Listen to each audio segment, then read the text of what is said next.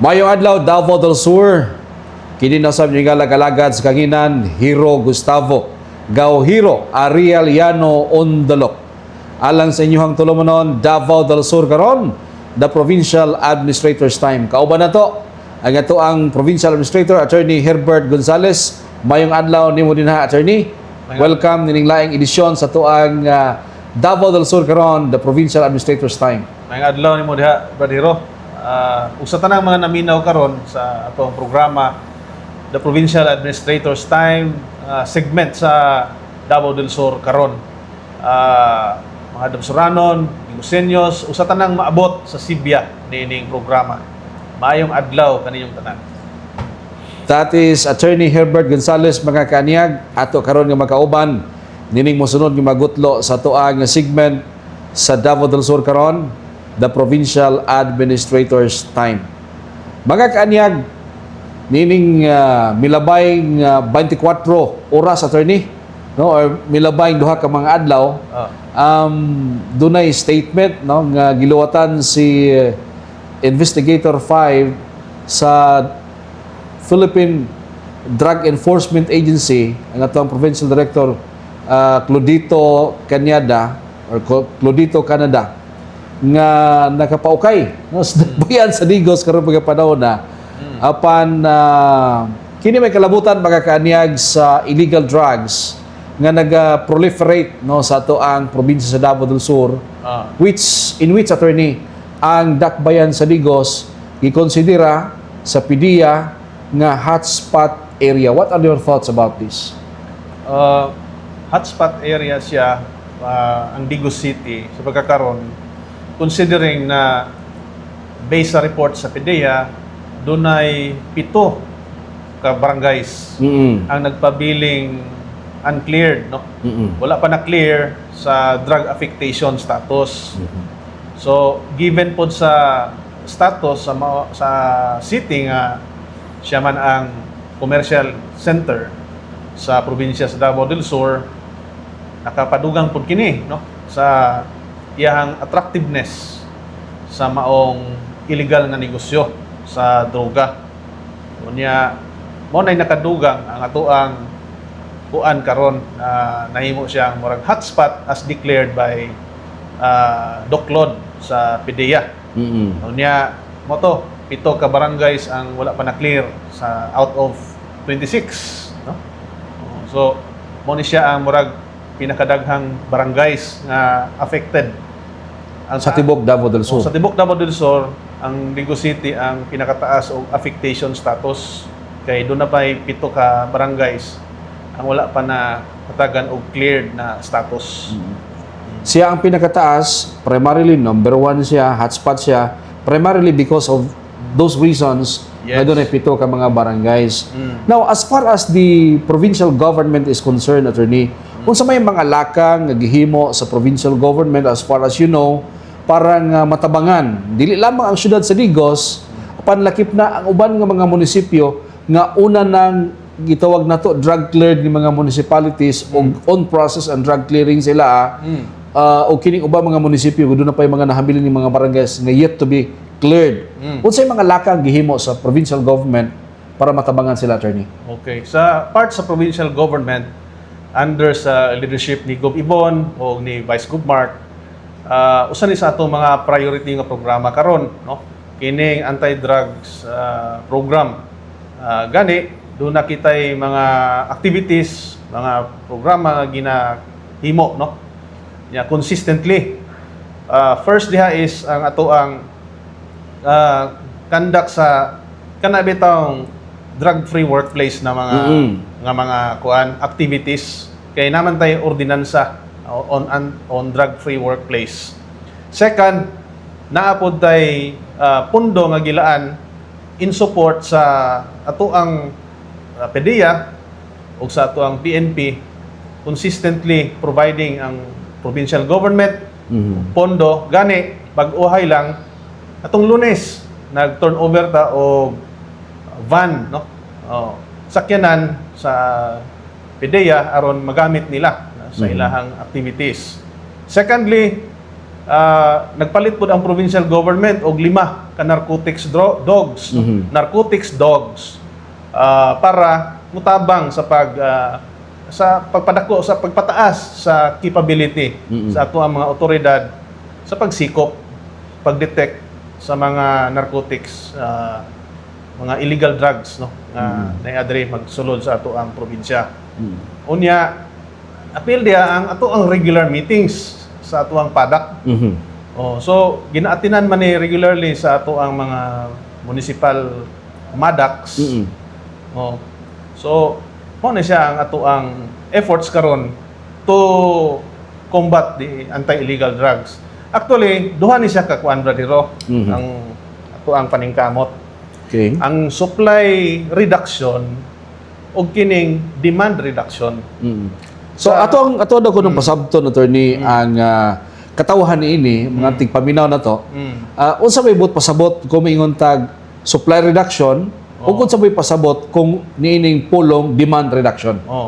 Sa ato ang supply reduction efforts nakig-tandem kita sa ato ang PDEA, ato ang PNP. Mo nang mga bypass operation kana mga dakop. Unya para ma-increase ang ilahang capability, mudako ang ilahang musaka ang ilahang competence o capability sa pagsikop niini mga illegal nga droga.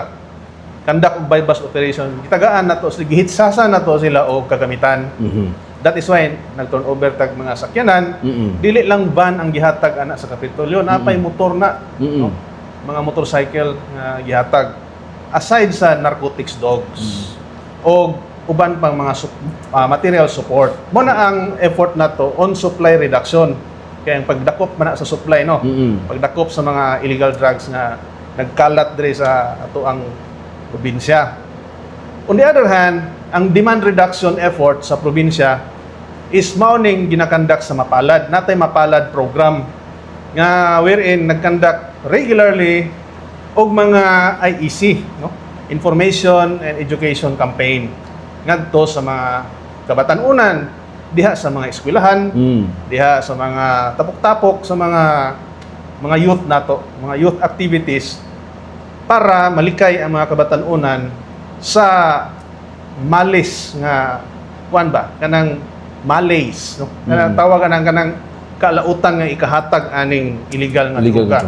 So both supply and demand ang atong provincial government do na gyoy considerable or very substantial efforts to curb anti-illegal drugs, no? Sa illegal drugs dinhi sa ato ang probinsya sa Davao del Sur.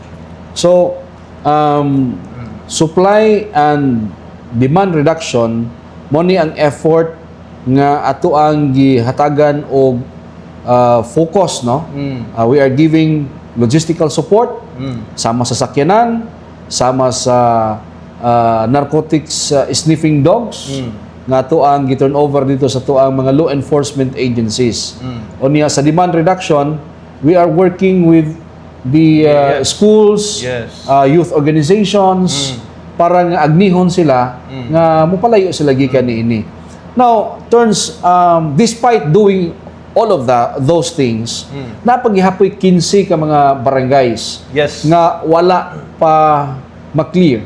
So, what are the things that really need to be done para nga ultimately the inter-province of Davao del Sur will be cleared? Sa nahibilin nga 15 karon, maybe breakdown lang natong number, no? We have Digos, dunay 7 ka barangays. Kiblawan, dunay 4. Bansalan, dunay 3 sa pagkakaron. Nya Santa Cruz, 1. Okay. So, 15 tanan. Ang kining paningkamot sa ato ang provincial government manggod, supply and demand reduction. Consistent kita dinha. Pero nagkinahanglan pud ta og counterpart sa ato ang mga constituent LGUs, no? Nga kanang consistent nga paningkamot kuan jud para as supplement, as dugang para mas mudako ang ato ang impact diha sa ato ang katilingban in terms of anti-drug abuse or anti-drugs nga efforts nato.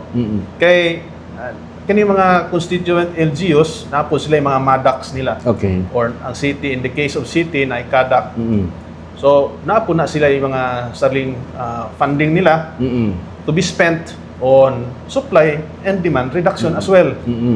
So maybe kung mag-collaborate at pirmi ato aning mas maresolba ning mga problemahan kay kaning 15 may murag gamay siya sa tan-awon pero tan-aw nako dako ni gyapon nga trabaho kay mga dagko ni nga barangay nya part pud siya sa mga like sudad sa Digos. So, like city of Digos, there are 26 barangays all in all. So, the 21 barangays are already cleared. Yes. So, doon ay 7 nga nahabilin. Unya, kadaghanan din nara duol ra gyud sa ato ang sentro. Sa particularly population area. Population area. Niya pinakadako din I think ang Aplaya, no? Playa niya napay 3 de Mayo? 3 de Mayo, Sun 1, 2, 3, ug Cogon. Cogon. So kini nga mga barangays Napay San Jose. Napay San Jose. Kini nga mga barangays naara gyud sa population area, no? Population area. Kung di man sa population kay Sun 1, 2, 3 maning population area, unya ang sikbit niini actually naara gyud sa sentro, no? Yes. Heart of the city of Digos. So far turns, no, how often do we meet with the PADAC? We meet regularly, quarterly, no? Naay mga quarterly meetings nga ginakandak ang PADAC, ang PADAC, Provincial Anti-Drug Abuse Council. Ang mga MADAC o CADAC, kini mga component LGUs na to, required ba gini sila nga mag-attend ni interns?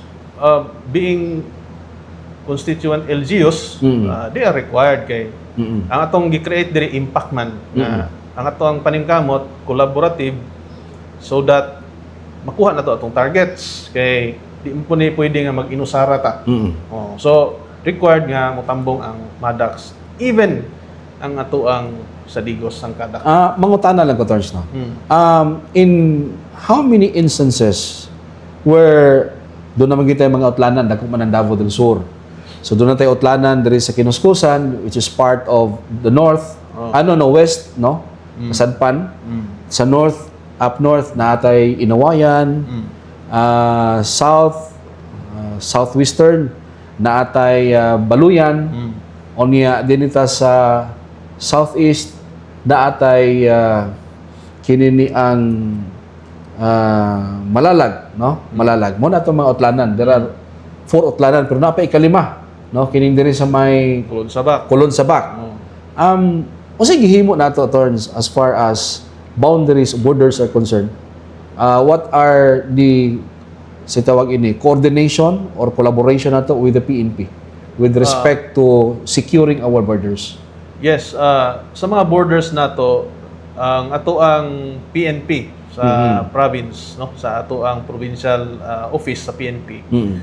Ilahan ng gina-secure, no, na sila'y presensya diha na mga checkpoints na o sa ilahang presensya diha mo tong nag-procure ta og additional narcotics dogs.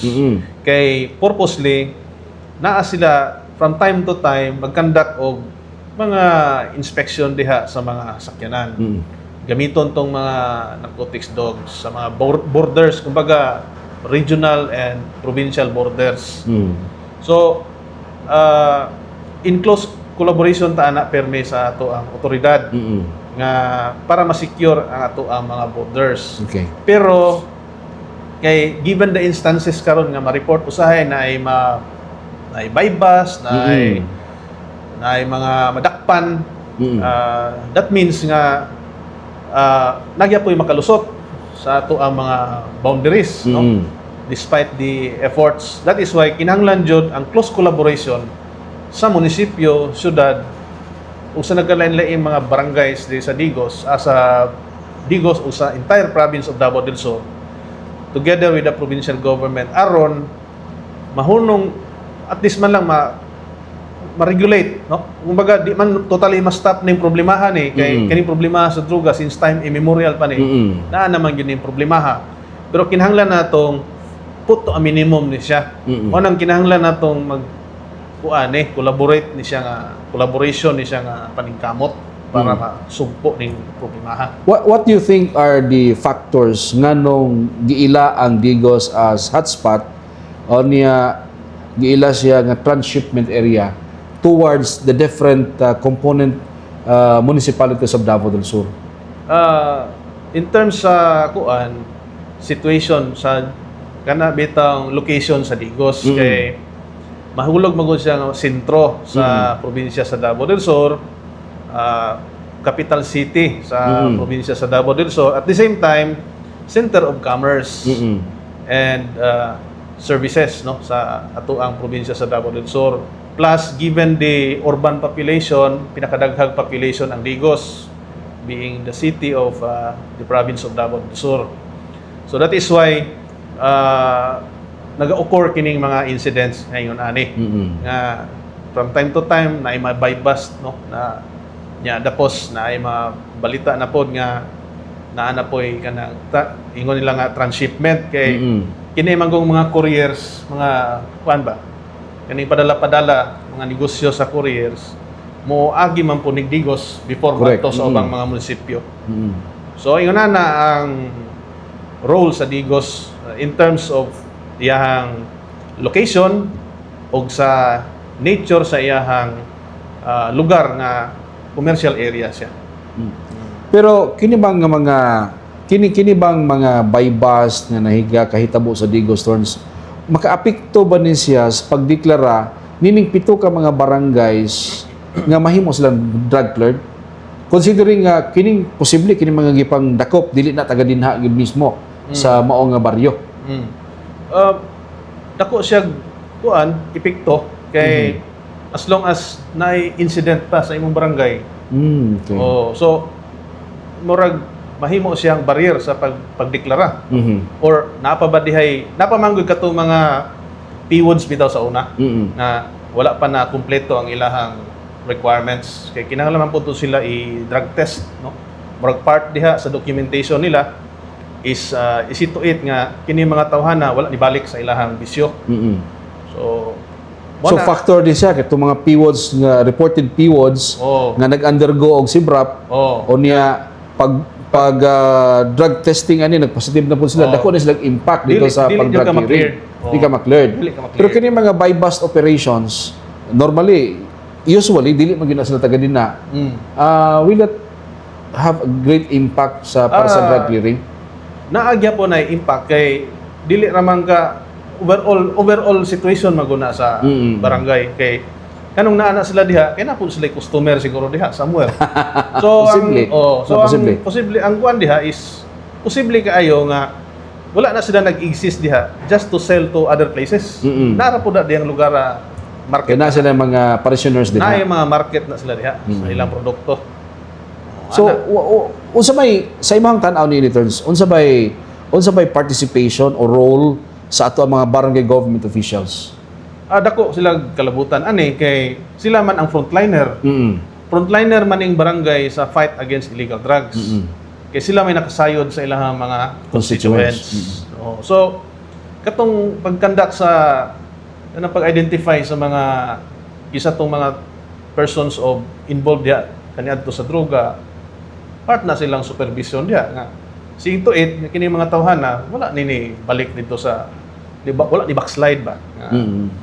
Part po sa ilahang role is ilahon po nila mga tao nga naa sa ilang lugar kay part man nga kanang sa atong responsibilidad nga gusto ta mahimong drug cleared nga barangay is seeing to it nga atong barangay walay presence sa mga activities involving illegal drugs. Kining nahitabo sa Digos karon Turns nga nahimo siyang hotspot because it is a transshipment area of drugs coming from Maguindanao, Davao City, going to other municipalities of the province of Davao del Sur. What can you suggest as a member of the PADAC and sometimes ikaw ang nag-represent kang governor sa meeting, what can you suggest para nga masulbad ni sa ato ang kapulisan kining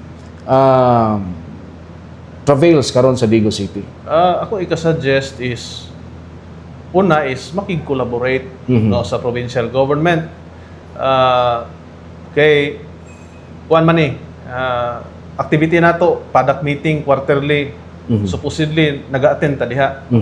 So hopefully 100% attendance unta na, no? 100% attendance ang gina-expect nato diha. Hopefully sa maabot 100% na ta sa attendance. Pero na magoy usahay di manambong ang kini mga madak, including kini sa Kadak. representative sa Digo City, ang kadak. So wala nagatambong. So dili ma-appraise ang province kung unsa ang mga efforts to curb illegal drugs sa kanya-kanyang jurisdiction. Kay kinahanglan man pod na before we can act, no, dapat natay information.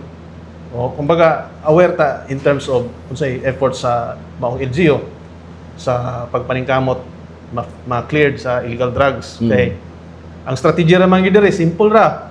Simple pero lisod buhaton. Simple istoryahon. Supply reduction ug demand reduction. In other words, terms, you are saying now nga dapat ang mga MADAC and the CADAC should collaborate, coordinate, cooperate with the PADAC, which is the umbrella organization of all ADACs no, sa probinsya. Now, dili ni masulbad nga mag-inusara ra ang syudad, dili ni masulbad nga mag-inusara ra ang probinsya. There must be a concerted effort among all LGUs. Naayoy collaborative effort kay usa na to pag-create og synergy sa ato ang efforts nga magkanya-kanya. Or wala kita kabalog unsay panghimo sa constituent LGU kay wala may report na receive during the PADAC meeting. So unsa na to pag sulbad ning 7 or kining 4 or kining 3 sa mga LGUs kung dili ta mo report or something para madiskusyonan nato ang problema sa pag-drug cleared aning mga barangayan eh. So lisod kaayo kung dili ta magtambong regularly nindot kong madiskusyonan kay kasulbaran man ato ang gusto dire. Ako nasabtan sa imo haters no. Ako nasabtan sa imo ha. Nga ang PADAC is mura na siya og coordinative meeting nga mag-report dito ang matag usa ka MADAC. It may be the mayor or his representative sa chairman and chairman na ng MADAC, di ba? Sa CADAC pod, it could be the city mayor or his representative, duly authorized representative, nga mag-report unsa ilahang mga katikaran o mga efforts nga ilang gihimo dito, inya i-consolidate na dito sa province. So, unsa bay pwedeng mahimo sa province with respect ining ilahang problema. Kung dili sila mag-attend, ang atong mabati ra gyud dito, unsay problema ang gisagubang sa atong mga law enforcement units. Ora. Kay ang inigabot sa updates diha, ang mga report kato ra yung mga law enforcement agencies like PDEA, PNP o kining ato ang local government units na present. So katong wala na present dito, wa kita nasayod unsa bay detalye sa problema kay usahay man gud sa meeting daghan man gud og mga mo generate nga insights diha kung dunay mag-present, dunay mag-report, dunay madiskusyonan, dunay masuggest. Basta abli lang una-una, masulbad ra man gyud ang mga problema. So kining problema karon nga gisagubang sa mga munisipyo nga doon na pa yung mga barangays nga dili pa drug cleared, masulbad ra gyud ni siya kung aktibo nga maga-participate ang ato mga MADACs. Kay dito man nato makita sa reports kung unsa ka intense ang efforts sa matag LGU. Nya kung doon natin makita na murag dunay ma-intervene ang province, suggest or sabay matabang in terms of resources, mga yun nga butang, dito nato na ma-identify kung present tanan, nambong tanan, MADAC, CADAC. Based on your observation terms, no? Based sa imong understanding sa mga reports yung ginahimo sa tuwa mga law enforcement agency. How would you rate the efforts of our PDEA and the police drug enforcement units niining ilahang paningkamot nga mapugngan ang proliferation sa illegal drugs sa atong probinsya Yes. sa Davao del Sur? They're doing a very good job, no? Mhm. Maayo kayo pagka himo nila ilahang trabaho kay una nagakandak ni mabalitaan nimo nga every now and then dunay mga bypass na successful. Mhm. Unya, secondly, as reported, wala po'y naga-manufacture diri og Mhm. droga. So wala na sila kasulod diri. Makita man nimo nga murag Davao del Sur, entire Davao del Sur, murag usas pinakamahal nga per gram. So kana makita nimo ba nga sa to pa Nihit ang droga. nihit siya diri kana kumpara sa ubang lugar In other words, we are successful in efforts in supply reduction. in supply reduction. So diha kudos to the authorities sa to ang PDEA o sa PNP for doing a great job kay makita man nimo sa ilang report unya ma-verify man nimo kay ilang report naman na yung mga documentation unya ma-report na po na sa media. Mhm. So okay ang functioning sa ato ang mga otoridad. Siguro diri sa mga LGUs nga side Mhm. ato ang supply or demand reduction efforts. Mhm. Campaigning in schools, in our youth, by espousing activities nga mga sports activities para sa mga kabatan-unan malikay sa droga Mhm. o promoting kining drug-free workplace, Mhm. even including ang mga private sector. So far, Okay. Terns, nining ato ang implementation because this is already an ordinance. Yes. Doon na ba tayo kagahom nga pugso ni ato ang mga private establishments nga ilahang ipatuman ning drug-free workplace ordinance na ta? In one of the meetings sa PADAC, Mhm. amo nang nadiskusyonan nga imbitahon naton Okay.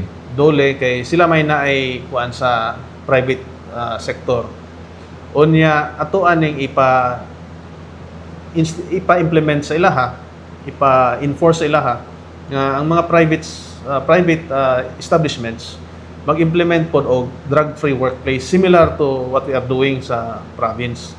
Kay dili ra man pod ni masulbad ning problema sa droga kung gobyerno lang tanan. Correct. Oh. Mm. Or dili lang tas provincial government or sa LGU bata mag drug-free workplace. Mm. Appeal gyud ang mga private sector dire.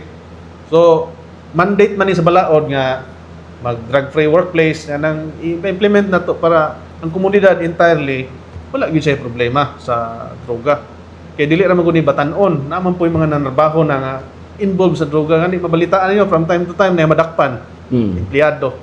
So mo na nga importante kaayo nga sa matag PADAC meeting doon nagyoy panaghisgot in the presence of all the stakeholders, LGUs, private sector aron ma-implementar na to the best of our ability to the fullest extent ang effort nga from the private to the government to the youth to kining sa pag-monitor sa couriers kay ang couriers karon murag nahimo na pud siyang instrument sa proliferation sa illegal drugs. So sa una nang paagi kung doon na tayo permanente regular nga diskusyon mas masulbad na to ang problema mas daling panahon. Correct. Third, as alter ego of Governor Yvonne Ronya Cagas, being the provincial administrator of the province of Davao del Sur, how would you respond to a statement that says nga dapat doon ay buhaton ang probinsya para mapugnan ang pagsulod sa droga nga resdakbayan sa Digos? Naagi ginahimo ang provincial government sa gikasulti na nato ang ato ang provincial government in close collaboration coordination with our PNP and PDEA providing them with necessary important na mga equipments like vehicles o katong motorcycle unya doon na po tayo gipalit na narcotics dogs na makatabang sa apprehension. So sa ako ang assessment, wala nagkulang ang provincial government of Davao del Sur in thwarting the entry of illegal drugs. Kinahanglan lang siguro mag-perform pod ang mga LGUs sa ilahang kanya-kanyang responsibilidad doon naman mo yung mga sariling mga pondo for anti-illegal drugs, gamitan ninyo nagtarong para sumpo na yung problema sa droga. Kay ang kuan dire, wala di gini makaya og magsulo-sulo lang ta o paningkamot dire. Provincial government na effort, inubanan sa effort sa mga constituent LGUs ug private sector. Sulbad ning problema. Finally, Terns, what is your statement? What unsay mong mga mensahe alang sa mga kaigsuonon nato that are into drugs o sa katong mga batan-o nato nga basin gusto silang mutilaw, unsay mong mensahe ngadto kanila ug sa tanan nato nga mga component LGUs, especially ang mga barangays nga naa pa wala pa na cleared. Your final statement. Okay, sa tanang mga kadabsuranon, gusto niyo sa tanang naminaw karon, akong ipaabot ang mensahe nga ang inyong provincial government of Davao del Sur under sa leadership ni Gov Ibon ni Vice Gov Mark, hugot ang paningkamot sa pagsulbad ni ining problema sa sa illegal nga droga. Gani ga-provide ta og resources, considerable amount ato nang gi-invest, equipments, narcotics dogs, material support para sa ato ang mga authorities to combat illegal drugs in the province. Pero sama sa gisulti ko na kinahanglan ang participation sa constituent LGUs.